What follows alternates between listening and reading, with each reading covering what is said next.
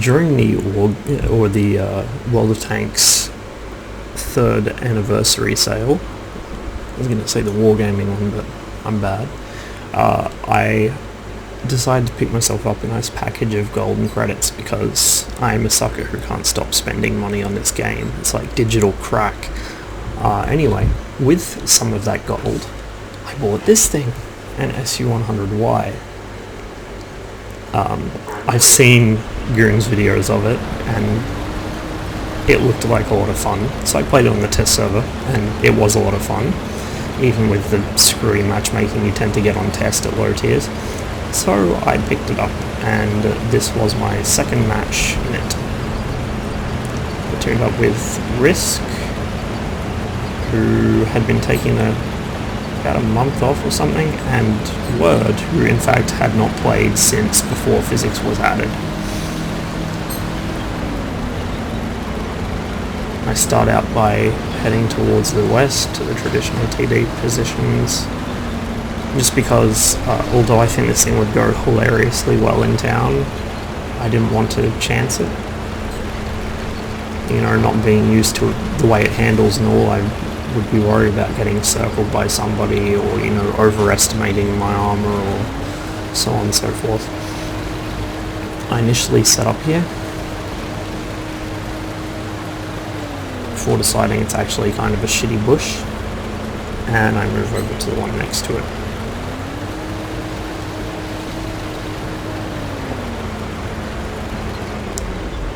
This wasn't a huge match in terms of damage. I mean, it was over 2k damage, so that's probably huge to a lot of people for a tier 6 tank, but to me that's like, It's, you know, it's a decent match, but it's not a great one. Also, I scrubbed a hell of a lot of shots.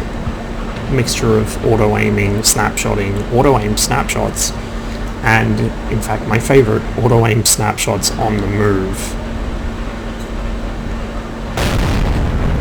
So that one goes pretty far out. It's not a hugely accurate tank destroyer, which is a shame because that would have completely wiped out the Hellcat. All his hit points would have been gone. Well, if I high rolled. The gold ammo for this gun is actually AP with less pen than the regular ammo. The difference is regular AP, 440 alpha, 196 pen. Gold AP, 510 alpha and 171 pen, which is more than adequate for everything in this match anyway. And the HE is HE, so it's got shitty pen, but 580 alpha. So against completely unarmored shit like Waffenträgers, this is actually kind of, you know, hilarious. KV-1S is something I'd very much like to get dead. Unfortunately, he has an irritating habit of staying behind buildings where I can't shoot at him. However, the Hetz is exposed. Because he stopped for a long time, I don't bother breaking the auto-aim and going in manual. I just click and erase him from the game. Most of my shots this match were on lower tier tanks or tanks that were already missing most of their health, so like I said, not a huge damage gain. It probably would have been significantly more had I been able to get shots into full health tanks of my own tier. Complete snapshot there, wipes out the KV-1S.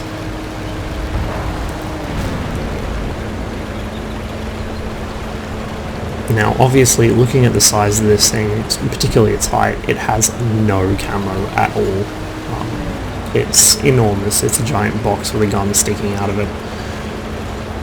So it also has very weak armor, and as you could imagine, it's susceptible to arty. It's not particularly agile. It's not something you really want to be assaulting in unless you're top tier and you're confident in your team. Now, I'm certainly top tier in this match, but the confidence is lacking, so I decided to play it safe. So here's another shot at a Hellcat, and Risk gets one in right about the same time I do. Word was unfortunately swarmed in town. I probably should have actually gone there to help him, but, you know, hindsight and all that. myself and Risk position ourselves so that we can overlook our cap and just prevent the enemy tanks that push through town from getting into it. And that's the big concern. Once we've dealt with the tanks that are trying to push through town, we can then turn to face south and engage the tanks that are currently down there. I do take a couple of hits, thankfully not from particularly damaging things. You can see this thing has just enough armor to deal with HE from the tier 5 dirt guns.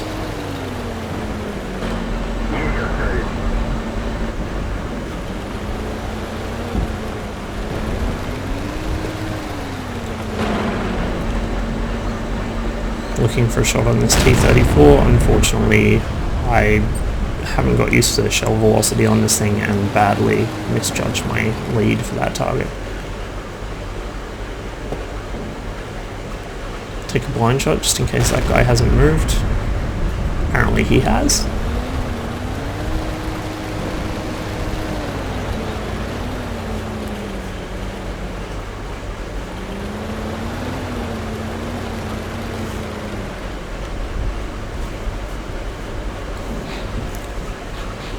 So it was pretty tense at this point in the match. We're down one tank compared to the enemy. They have an arty left, we don't. But we do still have some very good positioning that we can leverage against them, and Risk is in a ninja, the Hellcat. In fact, during the process of killing that guy, he wasn't even spotted, and I'm in a giant alpha cannon. So he can whiz around spotting things and poking away at them while I sit at a distance and blast away whatever's left of their health. The bishop spotted, actually pushing right up.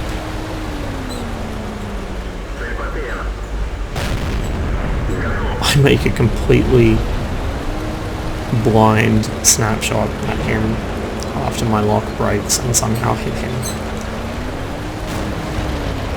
It's one of several bullshit snapshots that I made in this session. Or I should say bullshit blind shots. So T-34 goes down as well. In a tier 6 match, or even in a tier 7 match, there is not much that this tank will not put a shell through the front of. In fact, about all I can think of is a Tiger P. Maybe a well-angled IS, maybe.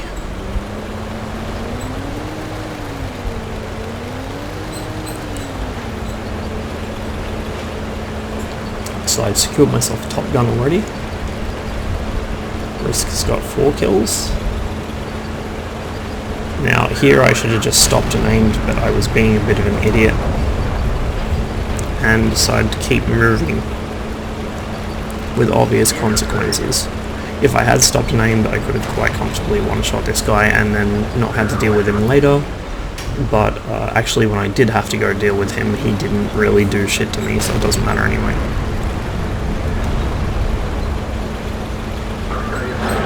Tog spotted. Always happy to put shells into Togs. A veritable feast of hit points. Unfortunately, in that case, the shell flies just over him, which lets Risk get a hit in and take some of those hit points I so badly want. There's a hill blocking my shots on the Stug, so I press on. And Wolverine and Su-85B are closing in from the north, while Risk and I push straight in. Terrible snapshot there at the Stug.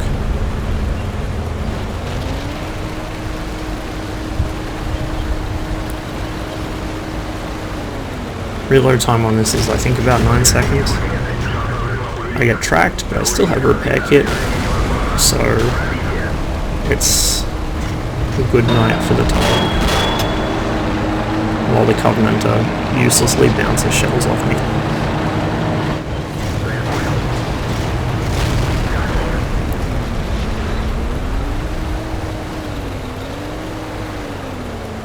and that's a crucial contribution,